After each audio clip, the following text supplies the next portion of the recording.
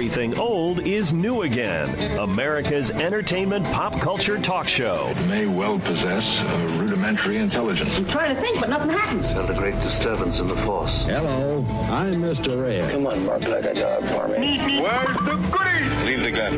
Take the cannoli. I bet you wouldn't have done anything like this if Mom and Dad were here. You filthy criminal. Excuse me while I whip this out. Go ahead.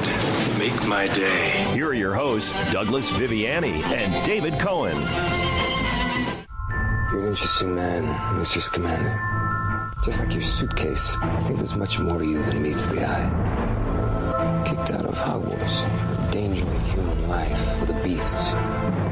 Yet one of your teachers argued strongly against your expulsion. I wonder, what makes Albus Dumbledore so fond of you? Welcome to Everything Old is New Again. This is Douglas Viviani with the ever-wizardly David Cohen. Hello, Doug. How are you? Talking something about, what was that from? What's the name of the movie? It's a hit. Miserable Beasts. Fantastic Beasts. And where to find them. I mean, listen, in 1997... Almost 20 years ago. Seems like it was, yes, it's incredible. The literary world was turned on its proverbial head. Why? What was it? There was a book that was created with an unknown... Harry Potter. Oh. Which, from that point on, the demand was so great, there was sequels published, 7 books in all. How much money do you think has been made between that and the 8 blockbuster movies from the Harry Potter series? At least a few $1,000s, I'm thinking. $8 billion to date. What was the whole thing, though? What was it? It was a phenomenon. A phenomenon. So much of a phenomenon that Universal Studios, or Resort, if you want to call it that, in Florida, 2010 opened up, and then again in 2016 in California, a Wizard World of Harry Potter event, ride, whatever you want to call it, attraction. And now we've got this fantastic beast. Where to Find Them was released November 18th. By now it's made over $500 million and counting. And guess what? They've just announced there'll be 4 more, so 5 total in this Harry Potter prequel. Harry Potter? Harry Potter? So this is a prequel. That's a prequel. And so this week and next, let's be clear. What does that mean? We are going to examine the literary and movie juggernaut of our time and determine what spell this what's her name? K Rowling? No, it's J.K. Rowling. J.K. Rowling. Right, has cast upon us, and we'll need... K Rowling. But can't she have... I mean... I know she's got billions. Can she come up with a first name? Can we find out what her name is? Why is that important? Well, what's J.K.? All right, call me D.V. Viviani. Like what? I don't understand initials. What's the initial? All right, regardless, I don't want to challenge. Just because she's a little different doesn't mean she created a phenomenon. Exactly. Is it a phenomena or a juggernaut? You said juggernaut. Now I'm confused. Which one is it? And I'll tell you. I'll tell you why. If you were to buy, and this is only 20 years later, if you were to buy the Harry Potter and the Prisoner of Azkaban book, all right, the first edition, how much do you think it would be? A few $1,000s at least. $12,500. If you want to buy the first one, the Sorcerer's Stone, $6,500, and all the rest of them are approximately $6,000 to $5,000 to buy the original. So think about it. That's 20 years ago. There's tons of copies out there of the first edition of this phenomenon. This juggernaut. So as a result, I mean, there's still so many out there, and it's still that number. I'll tell you, you could retire. You get one of these, and 20 years from now, they'll be worth $100,000. I'm telling you. Maybe 40 years from now. Maybe your ancestors. What if I bought it now for $12,500? Right. Is it a good investment? It's a good investment. If you're going to hold on to it for, you got to talk about a long what time, am I 20 do plus with it? years. Oh, I see. Long-term investment. And then resell it down the line. All right. It's incredible. The other question is, all right, those are the Harry Potter books. This movie, The Fantastic Beasts and Where to Find Them, what was that all about? Like, where did that come from? What is it? Is it a book? No. It's not a book.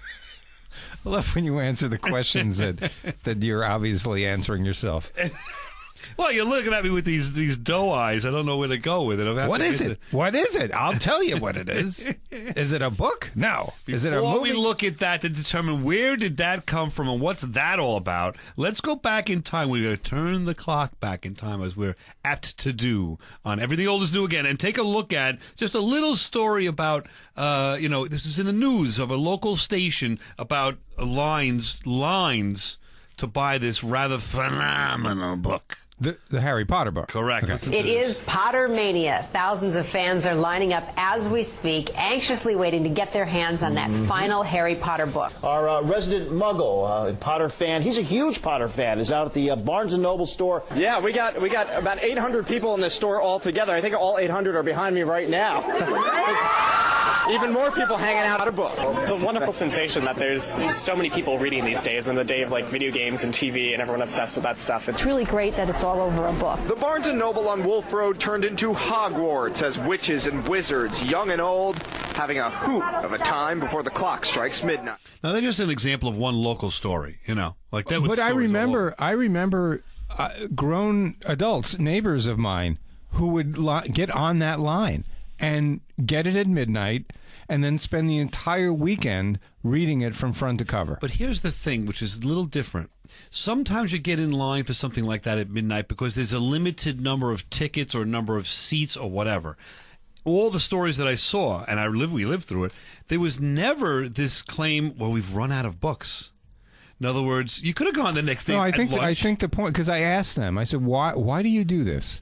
And they said, because they're such big fans and they want to hear the story now. They want it as soon as physically possible to read it and be done with it. But they're getting it at 12. Let's say they get home at 1. They're going to sleep.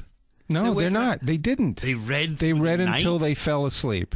And then they woke up and they kept reading. You know why? Because it was a phenomenon. But seriously, it was. I very rarely use that term, as you know, because it was a phenomenon. It was over the top, insane. It was crazy. And I wonder why. Honestly, there are no Harry Potter conventions. It's 20 years since this all happened. Are you sure about that? I'm sure about it. I looked it up. Yes, there are no Harry, at least in the Wikipedia says there's no. No, Wikipedia is on my side. I would say this.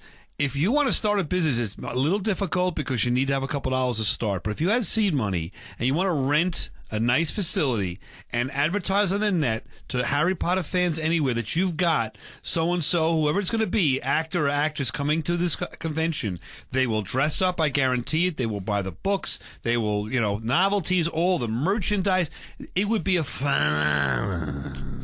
So the convention. Why are we doing this? I think we should. I honestly think it's really something that's underserved because it has everything else. You can go to the theme parks. You can buy these merchandise everywhere. You got rides. Of course, you got the new movie. You got the old movie. You got the books. I mean, why is someone not doing that?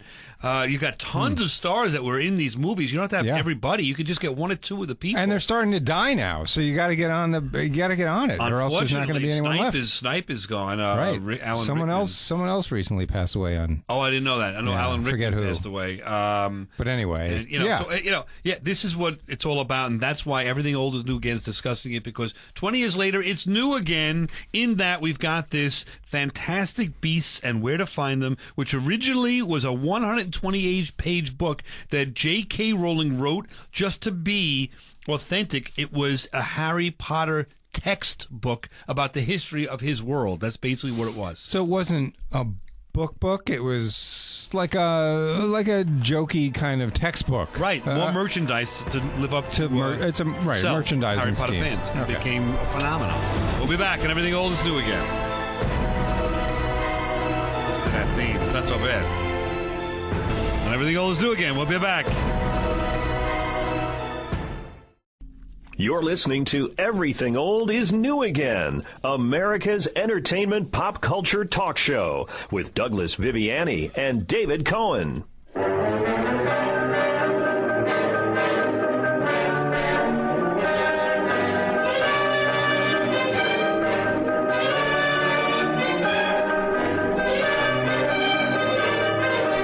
Welcome back to Everything Old is New Again. Trivia question. What's the theme? That's a theme song from a television show. Do you remember it? I mean, it's such a familiar tune, but I can't place it. Perry Mason. Perry Mason. Yes, another phenomenon. Back in the day, in the 50s and 40s, those Perry Mason books sold like crazy. And then they had the TV show, and then thereafter made-for-TV movies. So that was the phenomenon prior to Harry Potter. So the question now is, I think it's time to look and give you a quiz. They have 2 quizzes. Me? Yes, and the listeners. What are the best-selling book series of all time? And what is the best-selling book of all time? Okay. So I'm going to play 5 clips in a row of something related to each of these 5 best-selling movies, I should say best-selling books first, of all time. Of course, every book that's best-selling. Every book series? Yeah, no, this is book. Single book. Stand-alone book. Okay. And they, of course, if it's the greatest of all time, they've made something, whether it's a television show. But you're playing something from a movie that was made from the book? A movie or a TV show. Something was made from the book, Got so it. you'll recognize it. So we'll talk about it. So take out your pens and piece of paper, and because you're going to have a little bit of a quiz. You got to listen along and see if you can determine what are the 5 best-selling books of all time, excluding religious books, of course, the Bible, the Quran, and all that. They're more than this. But this is best-selling books, I should say fiction books, of all time. Did you ever make anything happen? Anything you couldn't explain? You're a wizard, Harry. I'm a what? It's only with the heart that one can see clearly. What's essential is invisible to the eye.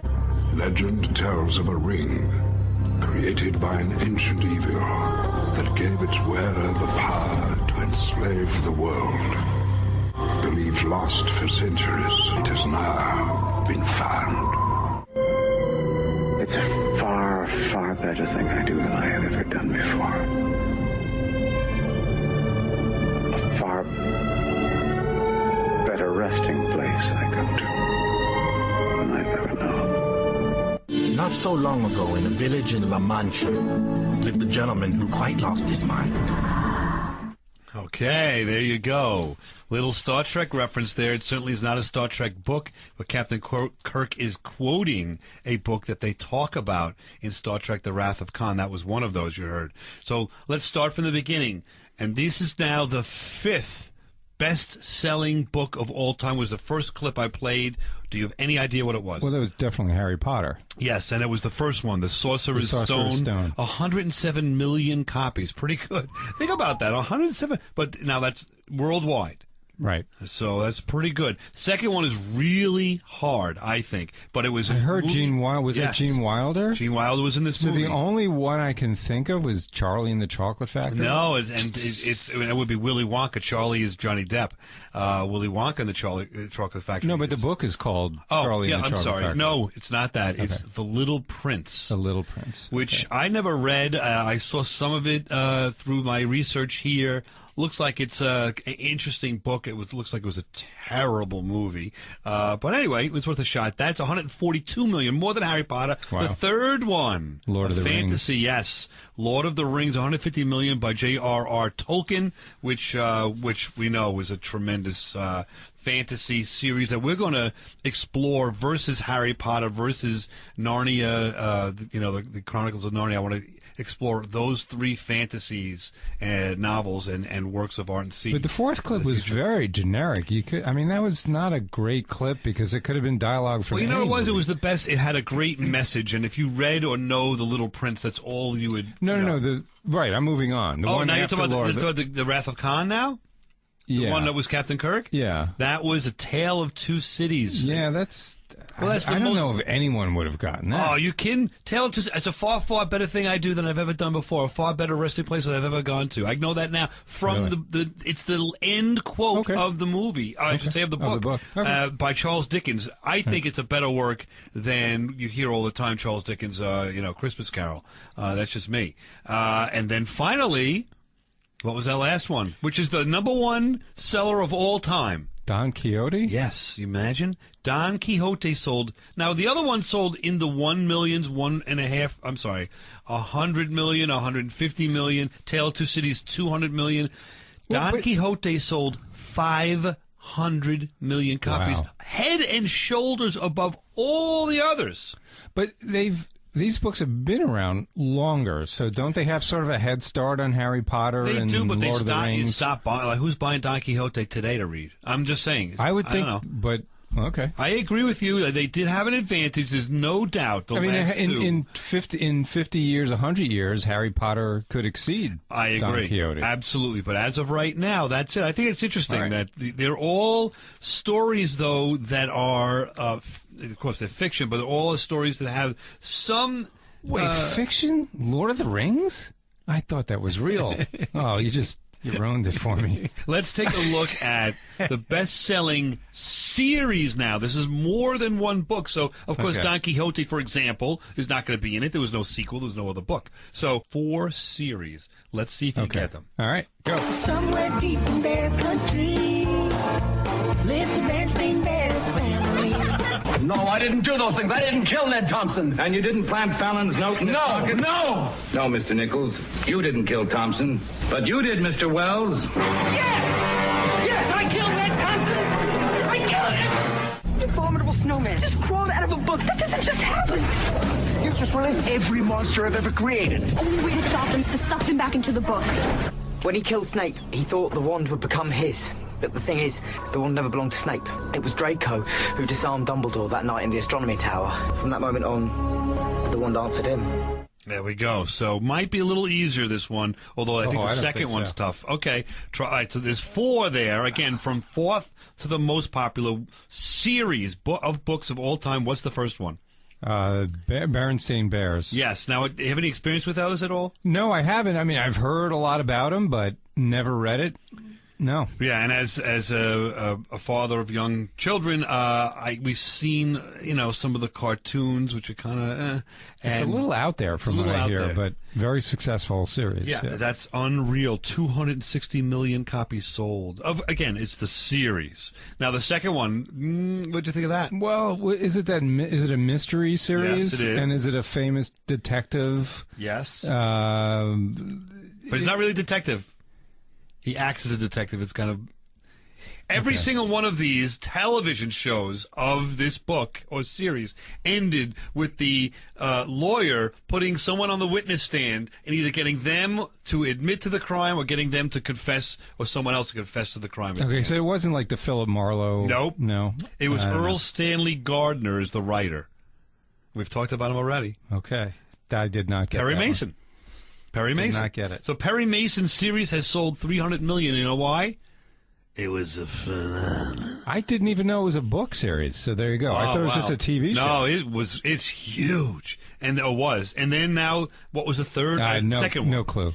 A Jack Black movie within 5 years, like 3 years ago. It was a phenomenon also back in maybe 10, 15 years ago. It was big. School of Rock? No, Goosebumps. Where you read the book and the characters come to life. And all right, but that was huge. 300 million copies. And finally, the last one, which is the number 1 series of all time. Harry Potter. 450 million copies sold. So I just think that's interesting to see. Is there anything in common with these? We'll come back and talk about Everything Old is New again. That one man scorned. Now, back to America's entertainment pop culture talk show. Everything Old is New Again, with Douglas Viviani and David Cohen. One's at the ready. Scared, Potter. You wish. Welcome back to Everything Old is New Again. This is going to be some scene. Right now, we are talking about Harry Potter and the phenomenon that it is. The other aspect of this is I'd like to talk about right now and turn to which is the greatest wizard of all time, the greatest wizard in literature of all time. David Cohen, do you before we get into this, do you have any influence at all here? Do you have experience with these wizards? Are you happy or sad about this whole discussion? Very sad about the whole discussion. You are sad. Why is that? Because it would be cool if wizards were real, Doug. That's what I'm saying. Yeah, we don't have the power of wizardry that we would like to Even have. just for a few minutes, it would be great. Don't we? Right now, we're going to take a look at wizardry through the power of radio and have a duel. First, Victor Sempra! No, that's not it. Never! No. I, Schmendrick the Magician, forbid it! And be wary of rousing a wizard's wrath! Rousing a wizard's... Be wary of making a magician angry! That's it. That's the wizard Schmendrick. He's a bit of a mess, as I was there. That was Harry Potter. Beginning the duel here. Bottom line is... Of who's the best wizard? Have you ever heard of the wizard Schmendrick? He was no. In The Last Unicorn.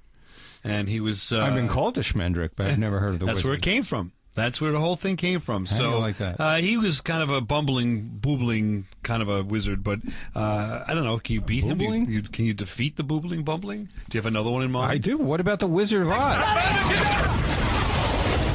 Pay no attention to that man behind the curtain.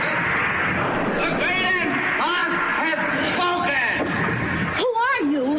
Oh, I am the great and powerful Wizard of Oz. I mean, that Wizard of Oz, you really think he really had no powers, right? Wasn't that the whole thing? But he didn't seem to. But when he gave out those little awards to the people, I think he really showed his power right there. He had an inner power, inner soul to be able to give them and inspire them. Yes. But was he really a coach then? Not really a wizard. I don't know. In the books, he had some power. But I will say that's really not even close. Morgan Le Fay from the Merlin and the Tales of King Arthur. She's a real force. I've come to a great decision. I'm going to create a leader for the people. A powerful wizard who will save Britain and bring the people back to us. She's a real scutch, that one. She was an evil temptress that was up against Merlin all the time in the Legend of King Arthur. You familiar with her or no? But I thought wizards were always men, no? No. No, wizards could be women? It definitely could be women, of Women course. could be wizards, I mean? Yes, Okay. why not? I don't know, as a kid, I always grew up... You were a wizard or a witch. So, you know what I mean? Yeah, but witches are totally different. Wizards are just with the wand and doing magic, and that's what she does, for sure. All right. You have somebody you think you could beat her? Well, I'm getting back to the Harry Potter theme. Dumbledore was pretty tough to beat.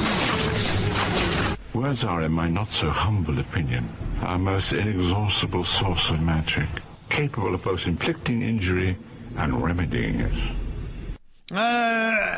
Yes, he was important and had a word or two to say, but he was killed by Voldemort, he who shall not be named. Doesn't mean he was not a great wizard. All right, he's up there. I think he's definitely, I think you agree. He's where he is. Just because he died doesn't mean he was bad. But I think Merlin, who defeated Morgan Le Fay, is one step above Dumbledore. That's just my point of view. Victor Sempra!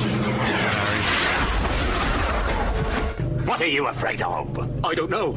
Shall I tell you what's out there? There you go. That's a little of Merlin. Really, I'm sure if you listen to that clip alone, you really know that that's Merlin. But well, all right. So you mentioned him before, so I'll come back with Voldemort. You will. All right. Yeah. Let's see what that's about. He who shall not be named. No one will ever again question my powers. After tonight, if they speak of you, they'll speak only of how you begged for death. Oh, what an evil son of a gun. He really was. What a great villain. But then again, we've got the great hero that defeated him, Harry Potter himself. Harry, your parents would be proud. Especially your filthy muggle mother. I'm going to kill you, Harry Potter. Oh, Voldemort was wrong, wasn't he? He was wrong. All right, so to me, I mean, how do you beat that? Is somebody better than Harry Potter in a wizard scheme of things? I don't think so. Well, but, they all have their attributes. What about, just getting off the Harry Potter theme for a moment, what about Lord of the Rings, Gandalf? When did Saruman the Wise abandon reason for madness? You were a fan of the Fellowship of the Rings or Lord of the Rings or not? It's funny. After Harry Potter, I was never into the whole wizard fantasy thing, but after Harry Potter, it actually drew me in. So then I read Lord of the Rings, and I actually enjoyed it. You read it or saw the movies? I or both? read it, and I have not seen the movies. How about The Hobbit? I don't have the patience. I'm not into the prequels. Not into that. All right. Gandalf is I don't like hobbits. I never liked the hobbits in the Lord of the Rings, so I didn't want to first read about them. But tell me about Gandalf. What was his big thing? Did he have? I mean, he had the wand and whatever. But did he defeated the wisdom? He had the Sauron? knowledge. Right. That made him more important than the powers he had with this of wizardry. Which, by the way, he's pretty significant, pretty strong. I have one that's left that I don't think anybody would ever select and think that he is the greatest wizard of all time. Drum roll, please. Let's listen. I'm not going to tell you who it is. You tell me. What's this, my mantra? It's the Wi-Fi password. We're not savages. Look, Benedict Oh, that sounds good. There you go. Do it again. See, the wizard. See, you're choking on your words because I have the power of whoever that was behind me to stop you from saying he's not the greatest wizard of all time. Go ahead. Try to change it out. That's not what I was going to say. Oh. I was going to say Benedict Cumberbatch is an actor. He's not a wizard. Or is he? Are you saying Doctor Strange? Doctor Strange is a wizard? He's a sorcerer supreme. Sorcerer That's what his Supreme. name is. He's a sorcerer supreme. If you read the comic books, that's his name. I never did. Oh man, he's the leader of the Defenders, which, by the way, had the Hulk in it originally. Right. He is a tremendous character that has so much inspiration, so much wisdom, and then he dives into the realm of the underworld. And he comes back. And you know the best thing about him is he has these hand signals. He puts the two fingers down, the two middle fingers down, and the pinky and forefinger and thumb are up. That's his symbol. All these guys with, the rock and roll guys, the heavy metal guys that do that, they're all fans. They must be fans of Doctor Strange. It's made $400 million plus. Wow. Not saying that that's the only determining factor, but I think he's got a sense of humor. You heard that whole clip, right? Yes. So I don't know. I think, to me, Doctor Strange, for entertainment value and what he can do with that wand of his as being the Sorcerer Supreme, is undoubtedly the best wizard of all time, and he's not from back in the day. He is he's from the 60s, but not from old-time literature. But he's back in the news again. He's back, because everything old is new again. What about Nobody Beats the Wiz? That doesn't count? I'm the Wiz. Seinfeld? Yes. But, which was an actual store. We won't get into they're that. out of but business anyway, now, yes. so they've been defeated. They've been defeated by who? By Best Buy, maybe. Who defeated that? So I'm not such a great whiz, but I get you. All right, we'll be back on Everything Old is New again to continue this discussion. Hang on 1 second, as I want to let you know that we are going to talk about potions and what we would do with them if we had the power of Harry Potter on Everything Old is New again. And listen to us on your radio, but you can also listen on everythingoldisnewagain.biz. If you missed a show, there's a podcast listed right there. Everythingoldisnewagain.biz. This is Everything Old is New Again, America's entertainment pop culture talk show with Douglas Viviani and David Cohen. Difficult, very difficult. Plenty of courage, I see. Not a bad mind either. There's talent. Welcome back to Everything Old is New Again. That was a Sorting Hat putting Harry Potter into the Gryffindor club, I guess you'd say, right? Or school, Gryffindor school. Yeah. What was it? What was it called? It was the house. The House of Gryffindor. There you go. And this is the House of Everything Old is New Again with David Cohen, Douglas Viviani. We are talking all things Harry Potter based upon the, what would you say, this phenomenon that just doesn't go away. Phenomenon. And I got to tell you, it is a phenomenon. We're going on and on because of Fantastic Beasts and Where to Find Them has reinvigorated all of this stuff all over again, and we're just having some fun with it. That is interesting because they're talking about names and names of clubs and whatever. Did you know that the names of the characters in Harry Potter have some form of meaning sometimes behind them. For example, you know that kid Draco Malfoy? Draco. Yeah.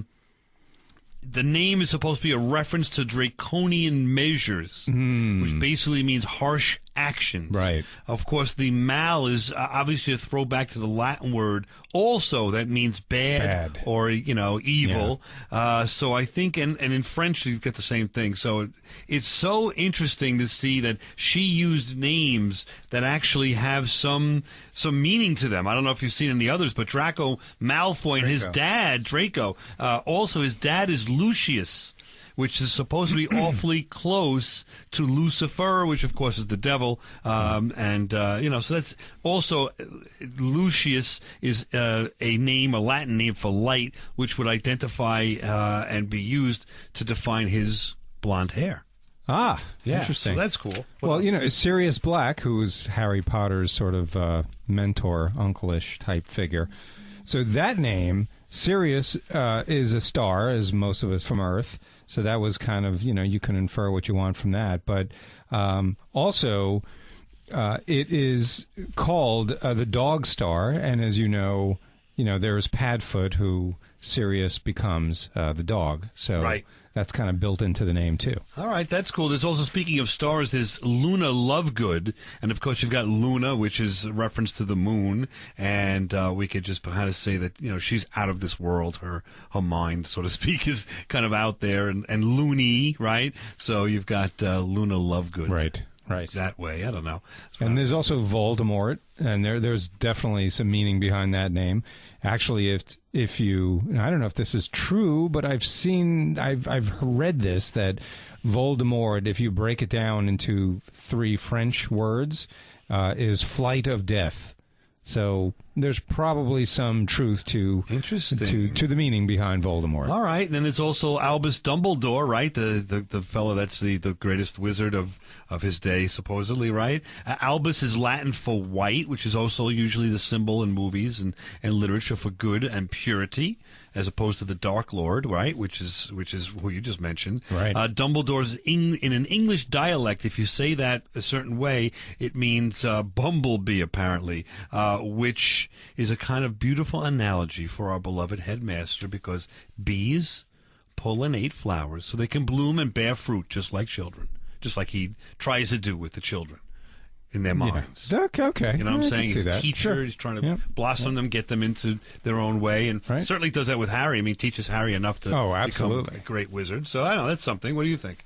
Yeah. Any others? No? There's one. This is a bit of a stretch, but Minerva McGonagall, right? So Minerva was the goddess of magic. One of the things she was the goddess of was magic. So she was one of the professors at Hogwarts. So there's some connection. Okay, there. All right. How about Bellatrix Lestrange? Remember her? Sure. She's a pretty powerful evil, right? Of course, you got Strange in there, and that's certainly what she is. Bella, sometimes you think of as beauty, but it actually stems from the word that means battles in Latin.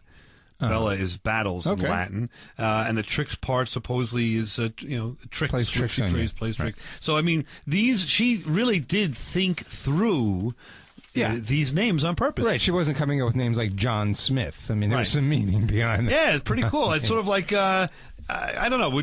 Could you come up with a name for yourself like that? I have no idea. How to do doubt that, it. But I couldn't even do a name for myself. No, Bland. My name would be Blandus Blander. Well, would there Regulus Blandus Gaius.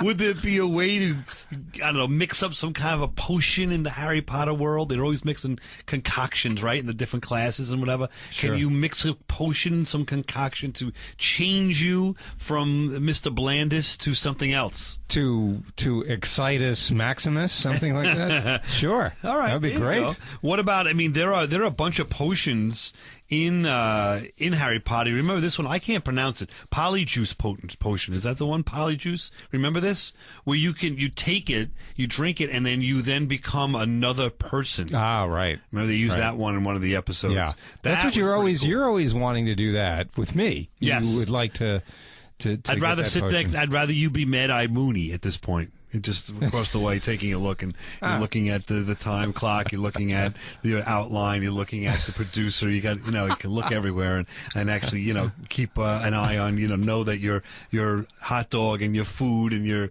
yogurt is okay. It's all right. You can wait in between the commercial breaks to actually dig into your popcorn. I don't know. Fair enough. Fair enough. Do you have any potions that you think that they've used through Harry Potter that would be of interest? I don't know. Well, I was good. They use I think it was called Sleek Easy's hair potion, but I think on you it might not work. You actually need hair. Oh, I thought it would grow hair. No. Does it? No, it kind of like it smooths and straightens it. I don't think it grows hair, unfortunately. The greatest potion of all time, if you could create a potion, I guess like Rogaine in some ways, that could grow hair, that would be the greatest potion around. Am I wrong? I mean, not for everyone, but for you, sure. It would sell. It would sell big numbers if you could come up with that. How about something else? I don't know. I got one here. I can't pronounce this. How do you pronounce that? Amortia? The first one. I'm looking at my list. Amortentia. There you go. So amortentia, and that would be something that would make someone actually fall in love with you, but it doesn't really last. And it's. I think I used that on my wife. It eventually wears off, is the problem. And it did. Yeah. So there you go. And she still hangs out with me. I don't know why. I guess you've got another potion that kind of you can't open the door. You're not allowed out of the apartment. Right. Any others? Any other potions? I don't know. Just throwing them at you. What would you make for a potion that you would want for yourself? I don't know. I for myself, yes. I would like a potion that, and this would be kind of interesting, that would take me back to certain points in my life to re-experience certain things and maybe take different actions with no consequences. Interesting. I have this look of disinterest, but I'm actually very tuned into this topic. I see. That's interesting. They actually kind of did that a little bit. We've got that thing you put your head in. It's not a potion, but this hoo-ha that you put your head in and you get the memories. The hair, the memory. But you can't. You can't. You can just change experience it. You can't change it. You want to go back and change. Right, with no consequences. So the thing that you thought about doing, like I'm just making it up, but you were gonna. Jump off the cliff into the water with your friends, but you were too afraid to do it. So now's your chance to go and try it, without any risk of changing the course of history after that. Interesting. All right, well... Is it? I don't know. I don't really know what else to say. We've only got 15 seconds. We'll be back on Everything Old is New again next week to continue our discussion of all things Harry Potter. Here's the Wizard of Oz. Thanks for listening. We'll be back on Everything Old is New again next week.